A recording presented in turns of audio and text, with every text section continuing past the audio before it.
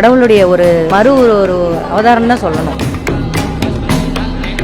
வந்திருக்காரு பைரவர். அவர் ரூபத்துல வந்து இங்க குடிக்கொண்டு மக்களுக்கு ஆசி கொடுக்கணும், அருள் கொடுக்கணும்னு அவர் மூலியமா வந்திருக்காரு. மக்களோட குறையை தீர்க்கறதுக்காக கட்டி இந்த அளவுக்கு வழி நடத்தி கொடுத்திருக்காரு. குருஜி விஜய் சாமிக்கு வந்து ரொம்ப நன்றிங்க. காலபைரவர் கோயிலை கட்டி கொடுத்து நம்ம விஜய் சுவாமிகளுக்கு ரொம்ப நன்றிங்க. அவருக்கு ரொம்ப ரொம்ப நன்றி. விஜய் சுவாமிகளுக்கு ரொம்ப நன்றி சொல்லிக்கிறோம். நாங்கள் கோவில் வந்து இங்க கட்டுனது வந்து அவர் மிகப்பெரிய ஒரு வரப்பிரசாதம் தான் சொல்லணும்.